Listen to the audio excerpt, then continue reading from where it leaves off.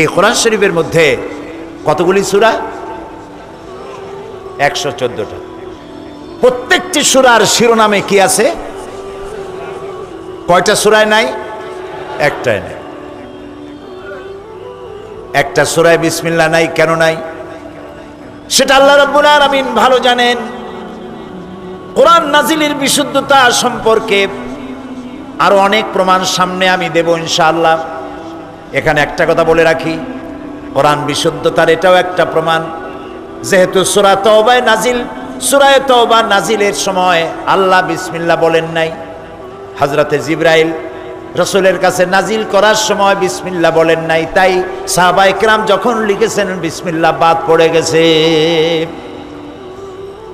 কিন্তু 19-এর এক কেরামতি আছে কোরআন শরীফের মধ্যে, ওয়া আলাইহা 19 19-এর এক হিসাব আছে। সেই হিসাব আমি বোধহয় গত বছর না কবে বলছি, আজ বলার দরকার নেই। যেহেতু 114 হলে পরে 19 দিয়া ভাগ করা যায়, কিন্তু বিসমিল্লাহ তো 114টা সূরার একটা জায়গায় কম হয়ে গেল। একটা জায়গায় যে কম হয়ে গেল, এই জন্য সূরা আন-নামলের শুরুতে একবার বিসমিল্লাহ বলা হয়েছে, আর একবার সূরা নামলের ভিতরে হযরত সুলাইমান রানী বিলকিসের কাছে যে চিঠি লিখেছেন তার উপরে আর একবার বিসমিল্লাহ যোগ হয়ে কোরআনের ভিতরে 114টা পুরা হয়ে গেল। সুতরাং ফেরেশতাদের উপরে ঈমান আনতে হবে এভাবে, তারা আল্লাহর সম্মানিত কি বান্দা। মাশাআল্লাহ, মুখস্থ হয়ে গেছে। ফেরেশতারা আল্লাহর সম্মানিত বান্দা, এবং ফেরেশতাদের উপরে ঈমান আনা আমাদের জন্য ফরজ। ঈমান আনা কি?